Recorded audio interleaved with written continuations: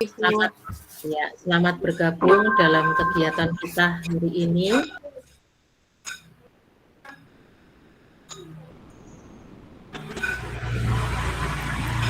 Sebelum kegiatan kita mulai, mari kita awali terlebih dahulu dengan berdoa. Berdoa menurut keyakinan kita masing-masing. Berdoa mulai.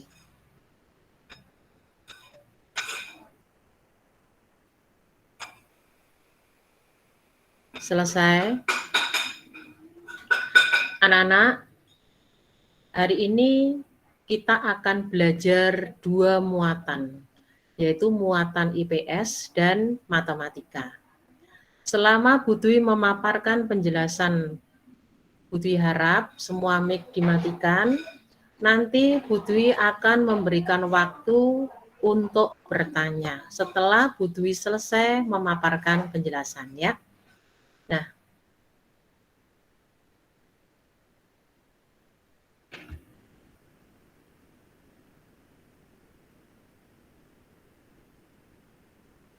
pada pertemuan pagi ini kita akan belajar IPS tentang manfaat kondisi geografis Asia Tenggara. Kemarin sebenarnya kita sudah belajar tentang geografis Asia Tenggara sama karakteristik sosial budayanya. Nah, sebelum mempelajari manfaat kondisi geografis Asia Tenggara, mari kita amati bersama-sama peta negara Asia Tenggara. Kamu amati peta Asia Tenggara. Negara-negara yang ada di Asia Tenggara itu terletak di suatu daerah yang berdekatan. Nah, kalau berdekatan, ada kemungkinan kondisi geografisnya itu sama karena terletak di daerah yang sama. Ya, nah ya, Budi ulang. Karena negara-negara Asia Tenggara itu terletak di suatu daerah yang berdekatan, kemungkinan kondisi geografisnya itu adalah sama. Ya. Nah, sekarang untuk mempelajari apa manfaat kondisi geografis Asia Tenggara, kita pelajari dulu unsur-unsur geografis Asia Tenggara itu terdiri dari unsur apa saja. Yang pertama, yang kita pelajari nanti adalah keadaan iklimnya. Yang kedua, kondisi tanahnya. Yang ketiga, flora dan fauna. Dan yang keempat adalah wilayah laut.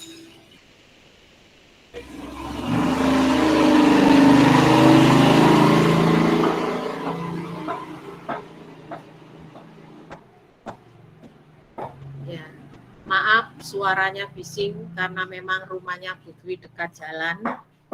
Maksudnya ya jalan di perumahan tapi kendaraan lewat tidak berhenti ya. Semoga tidak mengganggu semangatmu tetap belajar. Nah, sekarang dari unsur-unsur geografis Asia Tenggara ini, mari kita pelajari satu persatu. Keadaan iklim.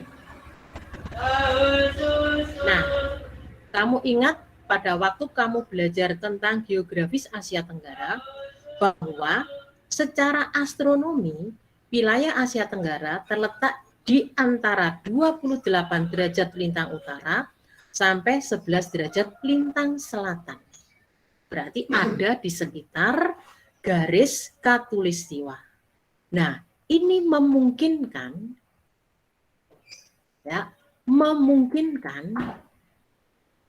wilayah Asia Tenggara itu mempunyai iklim tropis karena terletak di sekitar garis khatulistiwa.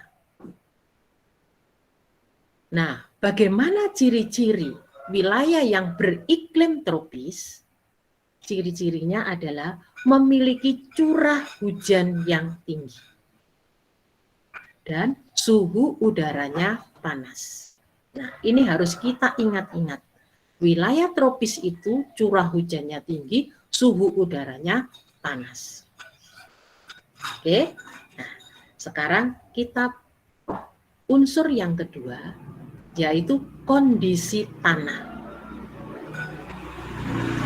Nah, kondisi tanah itu beragam, disesuaikan dengan proses pembentukannya. Salah satunya adalah tanah vulkanis. Apa tanah vulkanis itu? Tanah vulkanis adalah tanah yang terbentuk dari letusan gunung berapi. Nah, tanah vulkanis bersifat subur dan baik untuk pertanian. Negara Asia Tenggara yang memiliki tanah vulkanis adalah Indonesia, Thailand, Malaysia, dan Myanmar. Kalian tahu, jika negara-negara ini tanahnya adalah tanah vulkanis, maka negara-negara ini memiliki gunung berapi. Tanah vulkanis subur, baik untuk pertanian. Nah, berarti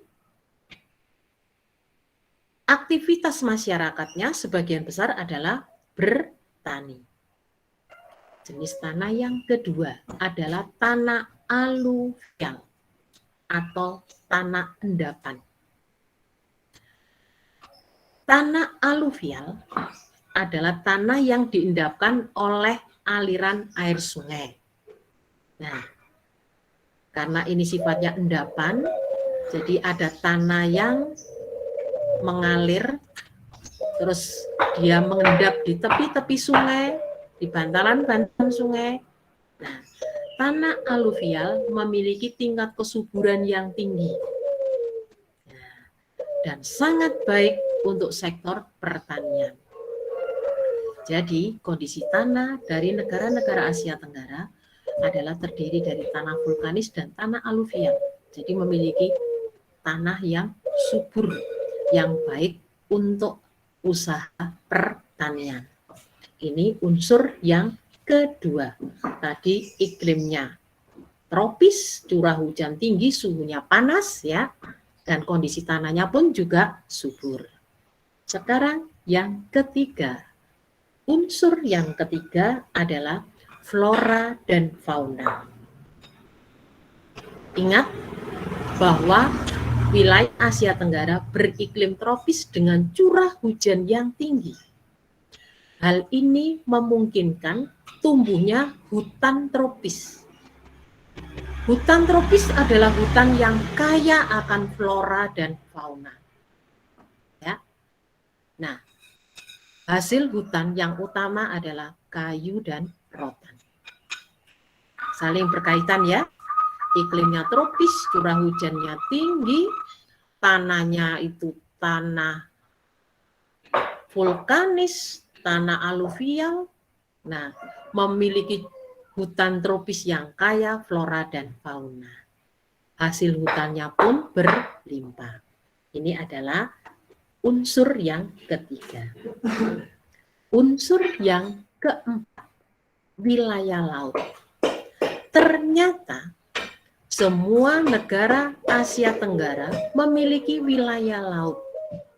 Kalian tahu beberapa wilayah laut, beberapa manfaat wilayah laut. Manfaat kalau kita memiliki wilayah laut. Apa manfaatnya?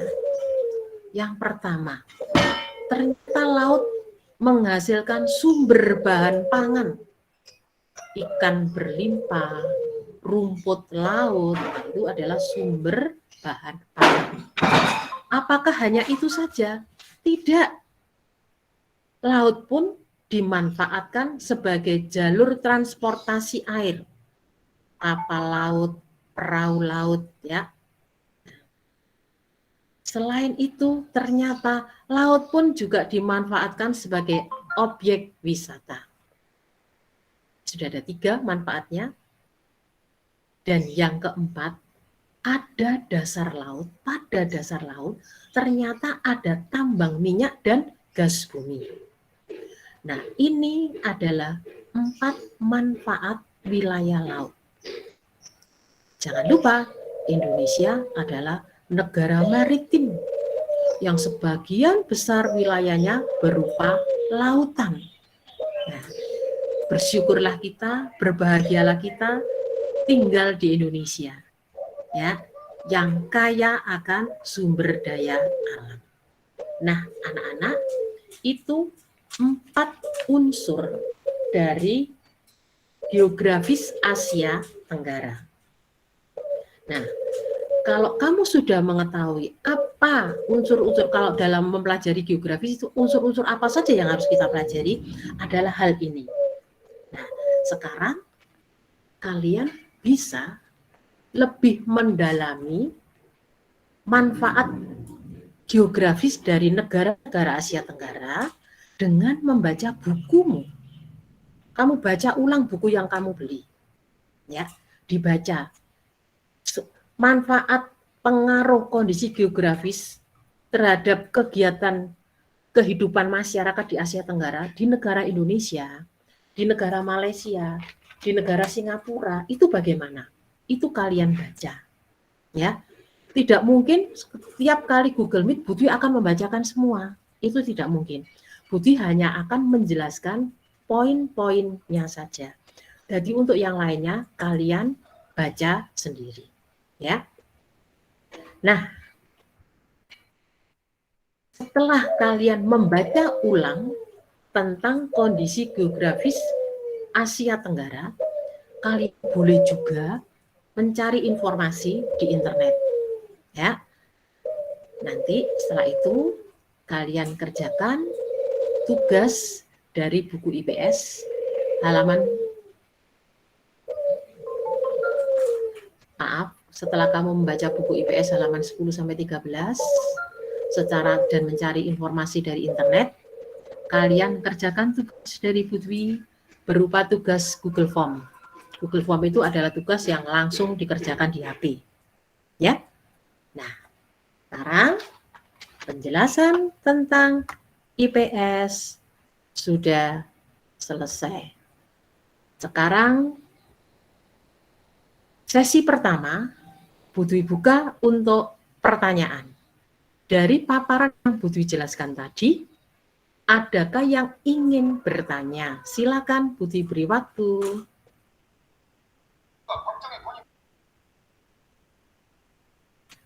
Iya, Ahmad mau bertanya, Ahmad. Ahmad coba ini.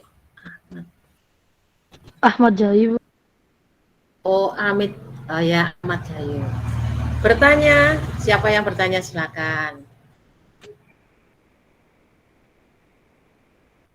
Kalau tidak bertanya, Budwi yang bertanya loh ya.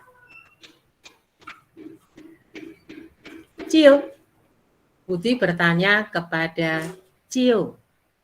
Cio, ketika kita belajar tentang geografis, ada 4 unsur yang kita pelajari. Cio sebutkan satu saja unsurnya. Apa? Tadi kan Budwi menjelaskan ada 4 unsur.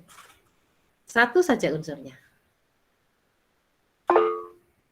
Oh ya, flora dan fauna. Oh, Cio jawabnya pakai chat karena kamu pakai laptop ya. Oke, pintar. Betul, 1 flora dan fauna. Sekarang Raisa Sahira. Unsur yang kedua. Raisa atau yang lain? Siapa yang bisa membantu? Wilayah laut.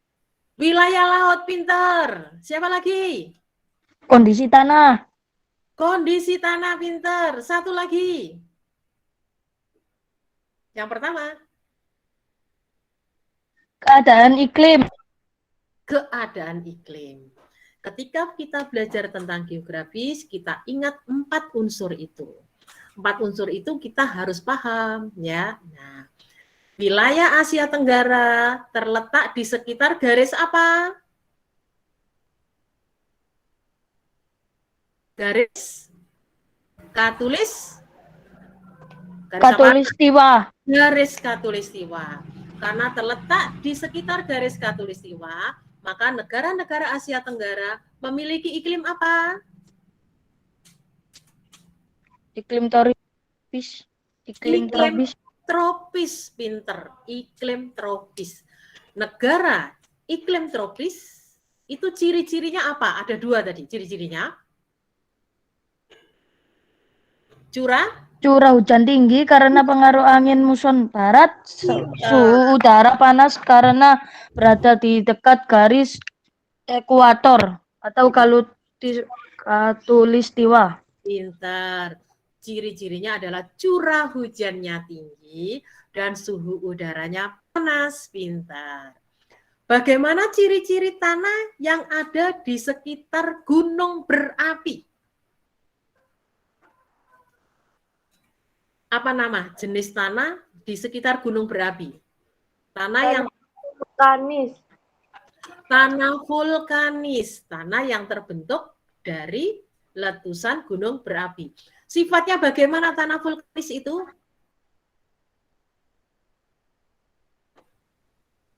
Bersifat Subur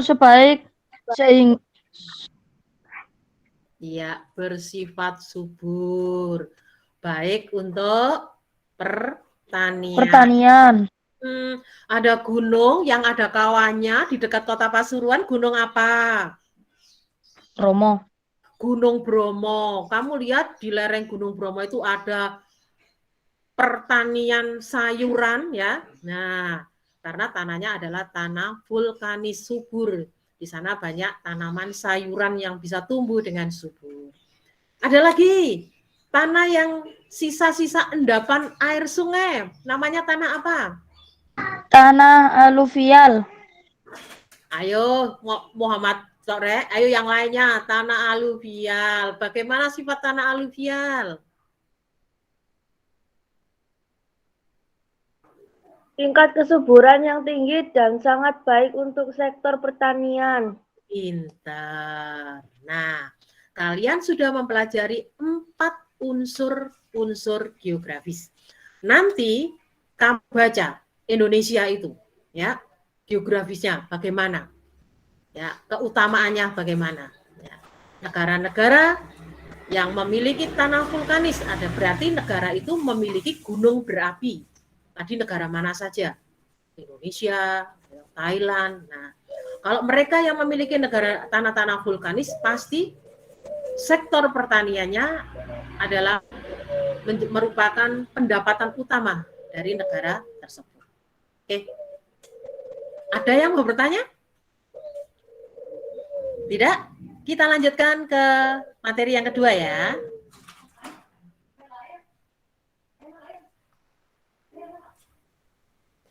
Nah, anak-anak, kita sekarang akan belajar matematika tentang soal cerita yang melibatkan perkalian dan pembagian bilangan bulat. Di sini Bu Dwi hanya akan membahas penyelesaian soal cerita hanya beberapa saja. Nanti sisanya kamu mengerjakannya sendiri, ya.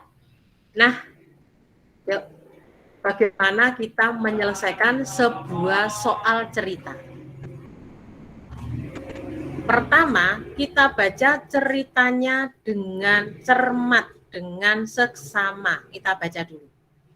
Ya, ini soal yang pertama. Suhu udara di puncak gunung pada pukul 5 adalah negatif 3 derajat Celcius. Setelah matahari terbit, suhu udara terus naik. Suhu udara naik 2 derajat Celcius setiap jam. Berapa derajat suhu udara di puncak gunung pada pukul 13? Nah, setelah kita baca dengan cermat dan teliti, kita catat apa yang kita ketahui dari soal tersebut. Yang diketahui, yang pertama, suhu mula-mula, yaitu negatif 3 derajat Celcius. Dan yang kedua, suhunya naik 2 derajat Celcius setiap jam.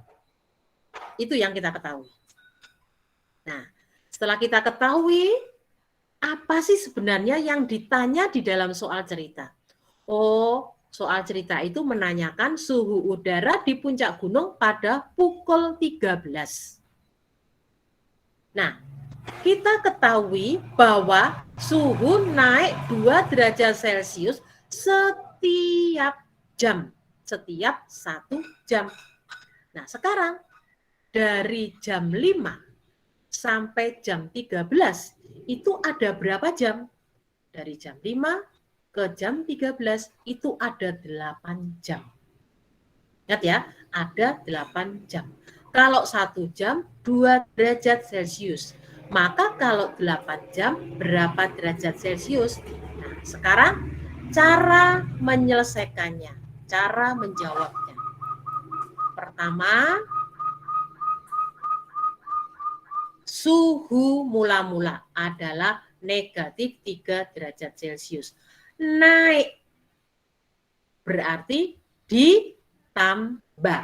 Suhunya naik berarti ditambah. Ditambah berapa? Ditambah 2 derajat Celcius. Itu kalau 1 jam. Tapi karena ini 8 jam, maka 8 kali 2 derajat Celcius. Sama dengan, Budi ulang ya, suhu mula-mula negatif 3 derajat Celcius. Karena suhunya naik, maka kita menulisnya ditambah. Ya. Nah, kalau suhunya turun dikurang, tapi kalau sudah naik ditambah. Naiknya berapa? 2 derajat Celcius. Itu kalau 1 jam. Karena ini selama 8 jam, maka ditambah 8 kali 2 derajat Celcius. Nah, soal cerita ini harus kita ubah menjadi soal matematika. Ini kuncinya, harus bisa mengubah menjadi soal matematika. Setelah kita ubah menjadi soal matematika, kita hitung. Yang kita hitung adalah yang perkalian dulu. Sebenarnya kalau di soal cerita, kita bukan karena perkaliannya dulu atau penjumlahnya dulu, tapi mengikuti alur ceritanya. Nah, 8 kali 2 derajat Celcius adalah 16 derajat Celcius. Suhu mula-mula tadi adalah negatif 3 derajat Celcius. Ditambah 16 sama dengan, masih ingat? Jika ada bilangan positif ditambah bilangan negatif, kita lihat yang besar. Oh, yang besar 16. Caranya dikurangi kan? 16 dikurangi 3 sama dengan 13. Karena yang besar itu adalah bilangan positif, maka jawabannya adalah positif. Jawabannya adalah 13 derajat Celcius. Nah, ini satu contoh menyelesaikan soal cerita. Ibu harap kalian mulai memahami. Ya. Sekarang kita coba untuk soal yang kedua. Kita baca pelan-pelan. Suhu ruang guru sebelum digunakan adalah 32 derajat Celcius. Saat Pak Andi tiba, ia menyalakan AC dan menurunkan suhunya 7 derajat Celcius. Pada sore hari, ia menaikkan suhu AC 3 derajat Celcius. Berapa derajat suhu ruang guru pada sore hari? Setelah soal cerita kita baca dengan cermat dan seksama, kita identifikasi apa saja yang diketahui. Yang pertama, suhu mula-mula, yaitu 32 derajat Celcius. Terus yang kedua, suhu turun 7 derajat Celcius. Dan yang ketiga, suhu dinaikkan 3 derajat Celcius. Ini yang kita ketahui ketika kita membaca soal cerita. Terus kita catat juga apa sih yang ditanya? Yang ditanya adalah suhu pada sore hari. Nah, sekarang mari kita coba untuk menjawabnya. Suhu mula-mula 32 derajat Celcius. Terus suhunya turun. Berarti kalau turun adalah dikurangi. Turunnya berapa? Turunnya 7 derajat Celcius. Nah ya, dikurangi 7. Kemudian sorenya dinaikkan, suhunya dinaikkan, maka ditambah. Dinaikkan berapa? Dinaikkan 3 derajat Celcius. Ya, jadi ditambah 3 derajat Celcius sama dengan. Nah, soal cerita ini sudah kita ubah menjadi soal matematika. Kalau sudah seperti ini, kita kerjakan dari depan satu persatu. 32 dikurangi 7 sama dengan 25. 32 derajat Celcius dikurangi 7 derajat Celcius sama dengan 25 derajat Celcius. Nah, setelah itu kita ditambah 3 derajat Celcius. Sama dengan. Nah, di sini bilangan positif ditambah positif. Kita hitung biasa saja, ya. 25 ditambah 3 sama dengan 28 derajat Celcius. Nah, anak-anak, ini kita sudah belajar soal cerita yang kedua. Sekarang, mari kita coba belajar soal cerita yang ketiga.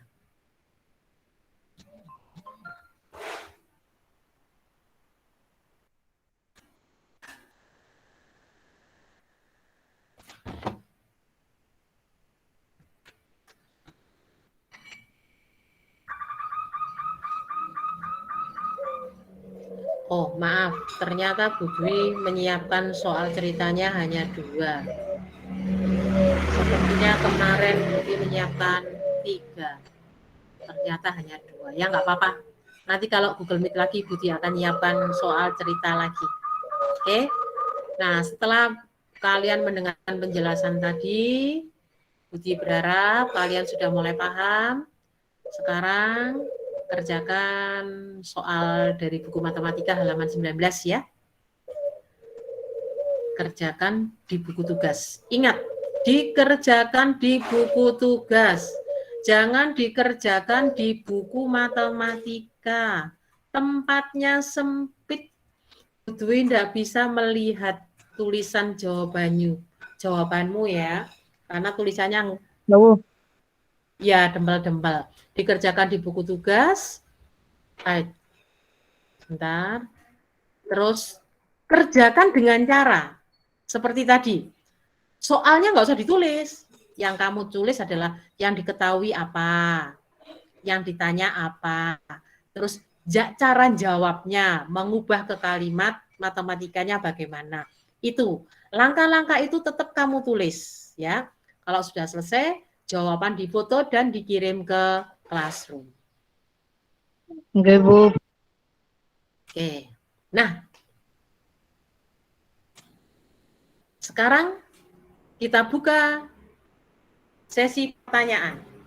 Mungkin ada yang mau bertanya.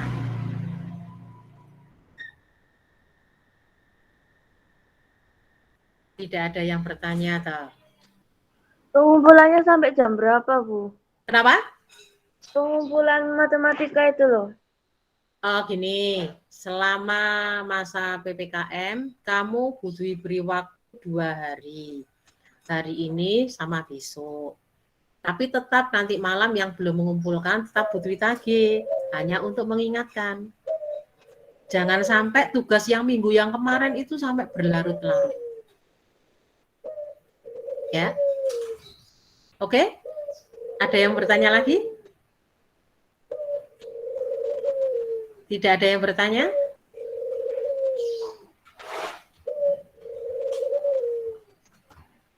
Oke. Nah, kalau tidak ada yang bertanya, maka kegiatan Google Meet ini nanti kita akhiri. Kalau sudah tidak ada yang bertanya, kegiatan ini akan kita akhiri. Anak-anak silakan dibuka kameranya dulu. Buti mau ambil gambarnya untuk arsip. Tolong dibuka kameranya. Iya. Halo. Kameranya dibuka sebentar saja. Ya, untuk laporan ke sekolah. Ya, nggak apa-apa. Oke. Ya. Iya. Terima kasih. Anak-anak, pertemuan kita hari ini sampai sekian. Nanti kita akan mengadakan game meet lagi jika kita memang ada hal yang penting yang harus kita sampaikan secara game meet. Moga-moga PPKM segera berakhir ya. Jadi kita bisa ketemu langsung di kelas. Amin. Selamat belajar, tetap jaga kesehatan. Salam untuk Ibu dan Bapak. Terima kasih. Selamat pagi. Ya.